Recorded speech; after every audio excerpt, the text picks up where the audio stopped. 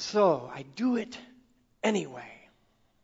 How many people here have ever made a habit of beating yourself up? Be honest with yourself. It's something we as human beings are really, really good at, right? Mea culpa, mea culpa, mea culpa. I'm just a worm of the dust. And we've been told for centuries upon centuries that we're a worm of the dust, that you were born sin, you were born stained. Well, if that's the thought you want to hold, that's fine, but you are creating your own reality. And as long as you hold the idea that you are a worm of the dust, your life is going to reflect that. We are here today to have an acceptance speech, to examine how am I accepting myself? Am I living my life based upon the judgments of others, or am I doing myself anyway, living my light anyway, being the magnificent expression of goodness that I am anyway? Acceptance is basically receiving what is in life without resistance. It means that I'm going to be seeing value where maybe somebody else cannot see the value. That's the acceptance speech we want to give. Even when I'm in the dark night of my soul and I can't see value in what's happening inside me or outside of me, I look for the value with dogged determination. I have the eyes and the ears and the heart and the mind to say, there's good here, and I am going to find it. Now, the word acceptance gets a bum rap. A lot of the time it gets a bum rap. Because a lot of the world says, well, acceptance is about being blind. It's about being blind. It's about resignation. Well, from a human standpoint, from the standpoint of the ego, that's exactly what it is about. But from a spiritual standpoint, the place of the greatest power, acceptance means acknowledging what is without the drama. And a big symbol we've had around this church now for the last couple of years is a big old circle with the word drama in it and a line through it. We don't do drama. Acceptance says, I'm going to be present to what is, and respond from a non-dramatic, a non-reactive, and a spiritually centered view. That means taking a breath. That means being mindful. It means being conscious and awake, and then taking spiritually grounded actions. Not first, but secondly, after the view has been received. Many people say that, acceptance, that's just giving up control. Something terrible happens in my life, I'm giving up control. Some thought I have is inside of me and I don't like it and I give up control. It is absolutely the direct opposite when you come from a spiritual perspective. Acceptance is about claiming dominion. One of the 12 powers of humanity is laid out by Charles Fillmore, is the power to be the maker of my reality. The producer, the director, the actor, and the creator of my own reality. That is dominion. That is spiritual power. And that's what acceptance opens up for us when we can be present to what is. Self-acceptance, in a nutshell, for me, is a refusal for my divine nature to be in an adversarial relationship with my human nature. I asked you, your hands went up pretty quickly. You don't always do that. I said, who here has made a habit of beating yourself up? There was no hesitation there.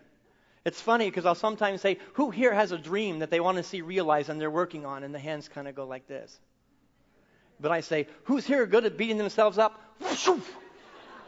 Yep, we're good at that. But to spiritually grow, to spiritually become, and to have the full expression of heaven on earth, we need to learn to accept ourselves, to grab dominion over our well-being. Not as a matter of approval of our quirks. How many people have quirks? How many people have idiosyncrasies? You know what? I'm a human being, and I don't always show up in my lightness. Sometimes I've got my darkness going, and sometimes it's strong. But when I can honestly and authentically sit with those human characteristics that are Richard, in a place of acceptance, I become the avenue and the energy of transformation. I become the avenue and the portal by which something greater can emerge. If I am engaged in a combative relationship with my humanness, the door is shut. It is closed. When I can sit with the breath and the mindfulness and be present to, I fell down yesterday. I really screwed up yesterday. I really wasn't living in my perfection 2 minutes ago. But I'm going to be okay with that right now because I'm going to open my heart and my mind for the next moment, the next day, to be a little bit better. You see, what we deny about ourselves is forever stifling your growth. What you are pushing away from you and pretending isn't real is forever stifling any healing that wants to happen in your life. There's no growth there anymore. What we accept and what we face without the judgment, without the need to beat ourselves up, becomes the greatest tool for an accelerated spiritual path. So many times in our New Thought movement, we think we have to be positive all the time. The reality is there is a spiritual benefit from looking at our screw-ups, looking at the quirks, looking at the ways where we don't quite measure up with where we want to be. That becomes the avenue to achieve what we want to be. So the equation I want to give you all today as the spiritual foundation of your acceptance speech is acceptance leads to spiritual control. Acceptance equals spiritual control. Spiritual control then equals transformation. If you want to become more of the divine, beautiful light that you are, allow yourself to embrace every part of your human nature, which allows the spiritual nature to evolve. And suddenly things transform without the fight, without the push, without the pull, the kick, the tantrum, and the scream. Yes? You see, there's an alchemy. Alchemy, everybody heard the word alchemy? It's an ancient science by which things that are very ordinary are transformed into something beautiful, something of value, something of great import. Well, this is what the alchemy of acceptance is. It is being willing to sit with something that feels ordinary, maybe less than ordinary, but to be with it and to watch it transform before your eyes, because you are the conduit. You are the science of shift, of change. You are the science of embracing, which allows the goodness to emerge. And once we have fully accepted something about ourselves, we leave victimhood behind. There is no place on a spiritual path for victimhood. This is the story of humanity. It is the story of every sacred scripture ever been written. Humanity's journey from victimhood to verity consciousness. I will no longer be defined by my circumstances, by my behaviors, by my mistakes, but I will be defined by the presence of God that is moving through those mistakes. Every work of art has a crack in it because that's where the light comes through. We are challenging you today and challenging myself to bring the light through. And when we leave that victimhood behind, we no longer need to hide from anybody. Anybody here ever hidden from your family, fellow employees, friends, people in your church? We don't need to hide. There's no need to hide. You are the light of the world. Don't put that light under a bushel. Don't close it in a closet and pretend you're not who you are. Be who you are. You bring glory to the universe and to God by being the presence of who you were designed to be. This is our job as spiritual seekers, as spiritual students. And most of all, you leave suffering behind because you're no longer hiding from yourself. You're no longer living a life afraid to look at any part of yourself. Take your hands and wrap them around yourself. That's what you're doing spiritually. There's nothing wrong with you. Yeah, you make mistakes. Yeah, you fall down. But yes, you are beautiful and you are magnificent. Accept yourself. We're going to move into, as I said, an experiential time here. We're going to have 2 meditations today. As the lights come down, the band's going to begin to play a song with the words, "Take off the mask. Take off the mask. Be who you are. You are beautiful." And so I want you to sing from your divine self, from the divine energy of who you are, to sing to any place within you that has blocked and pretended and worn a mask. Any place that has defined yourself by the illusion of your mistakes, of the moments you've fallen down. You are much, much more. As you feel led, please sing with us. Take off your mask. Be who you are. You are beautiful.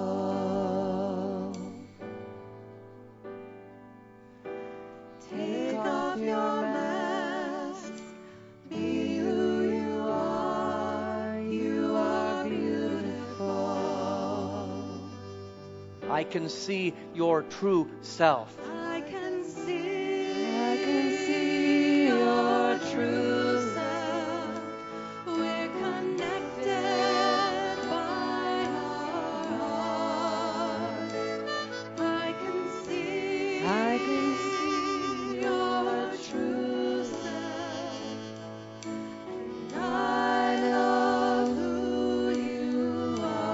Please join us. Take off your mask. Take off your mask. Be who you are. You are beautiful.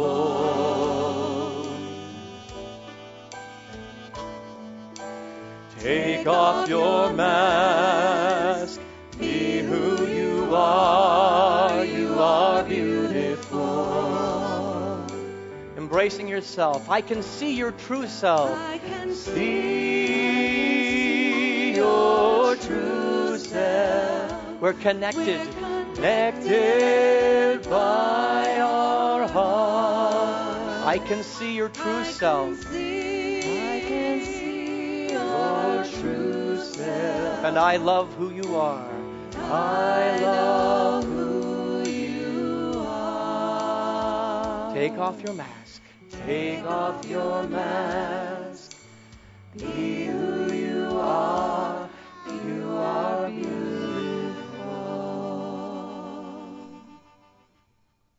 Let us take a moment to just sit with that idea.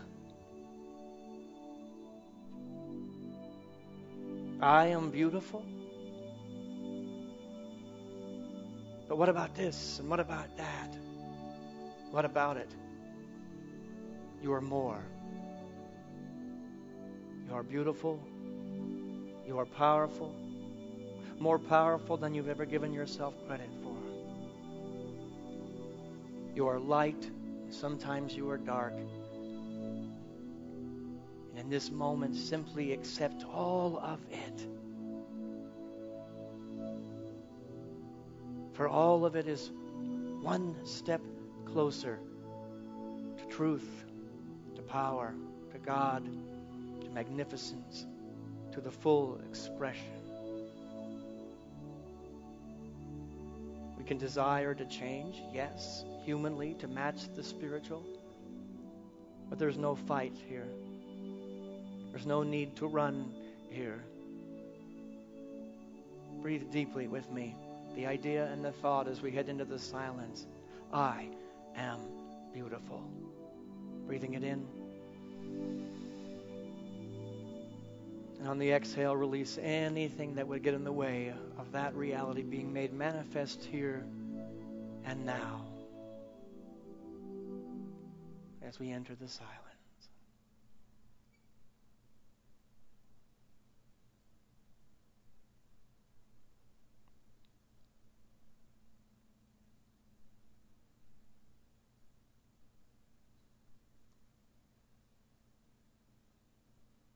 Repeat after me. I accept who I am.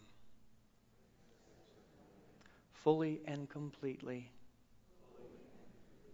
In my light. In my darkness. All is well. And I accept myself. And so it is. So how many of you remember the serenity prayer? God, grant me the serenity to accept the things I cannot change. So we've spent time in the fluffy part of accepting ourselves. That feels really good. And now let's move it outside here. When people don't show up the way they're supposed to show up, I have a script for you. I really, Lester, would like you to show up exactly as I've made a script out, and you're not really on script here. Or when situations show up in our life that aren't necessarily the way we would have designed them. Anybody have those experiences? Every single day we have experiences. Good people have good experiences, and good people have bad experiences. It's all a part of the earth school. And it baffles me sometimes to think that, well, I'm a good person. Everything should just be easy and fluffy and perfect and bed of roses in my life. Yes? That mindset is a little bit like this quote I found. Expecting life to treat you well because you are a good person is like expecting an angry bull not to charge you because you're a vegetarian. Stuff happens. Stuff happens in life, yes? And every one of us has had a whale that's washed up on our beach. This is an analogy I use all the time. Whales wash up on your beach. I don't know how it got here. I'm a good person. Why is this whale here? And so many of us waste a lifetime asking the question, why me? Why is this whale on my beach? And we poke the whale, we prod the whale, we kick it, we moan and groan and complain about the whale that's on our beach, and meanwhile life is dying. Life is being diminished. Why me is not necessarily a good question to ask, but who am I going to be with the whale is the more important question. What am I going to do about what life has presented me? And who am I going to be in the midst of this adventure? Life can be unfair. And every day, every one of us we're experiencing things that we wouldn't have designed. And we're coming up with judgments and complaints and negativity about why has this happened. Anybody know a negative, aggressively complaining and resistant person who's ever made a big positive difference on the planet? I haven't either. I've not met anybody. Complaining drains everybody around you. And here's the reality. Every one of us is dealt a set of cards, a hand to play. It's ours. And I would love to tell you I've got a direct connection to God to say, this is why you got that hand. I don't know why you got that hand. It's a good question to ask. Why is this my hand? But don't camp out there. What am I going to do with the hand? And the people in life who get into complaining, who take their cards that are dealt, and they throw the cards in the air and say, it's not fair. It's not fair. I didn't want this. Nobody wants to play cards with those people, do they? So what happens when complaining, negative, passive-aggressively resistant people show up in your life? Everybody scatters and nobody wants to play the game. The reality is you are who you are. The circumstances in your life are what they are. And until you can get to a place of acceptance that says, these are the cards I've been dealt, I'm going to make the best of these cards. Nothing ever transforms. Nothing ever changes. You throw the cards away, you're stuck in the place of suffering. Complaining is sometimes known as the royal road to suffering.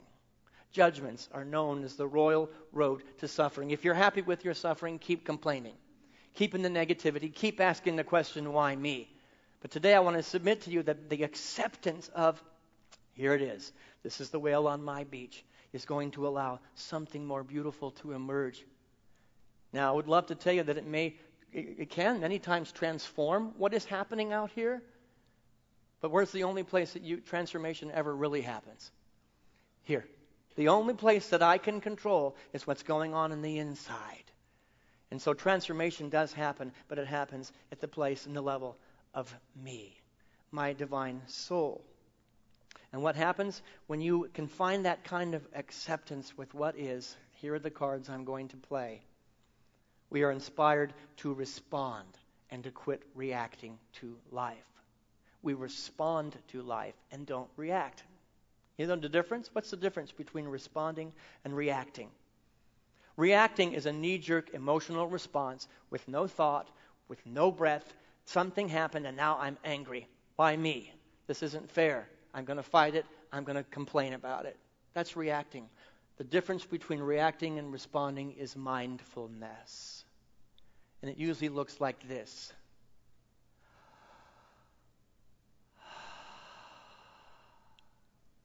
Think of a situation in your life right now. Something that maybe you didn't like, you don't like.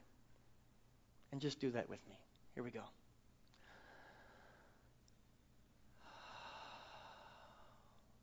When my actions are coming from that place, I am in a place of response. When that breath is not in place, I am reactive. And I am engaged in an adversarial relationship with what is. Adversarial relationships with what is increase the monster that is before you. One of the greatest lessons I've ever gotten in life, a book I read many, many years ago, is Hug the Monster. Hug the monster. Hug the difficulty. Hug the pain. Hug the fear. It has a gift for you. So instead of complaining, let us ask ourselves, what can I do to solve this problem? And if I cannot solve the problem, as I have labeled it, then what can I do to focus my energy more productively? Period. That's our job on the spiritual plane.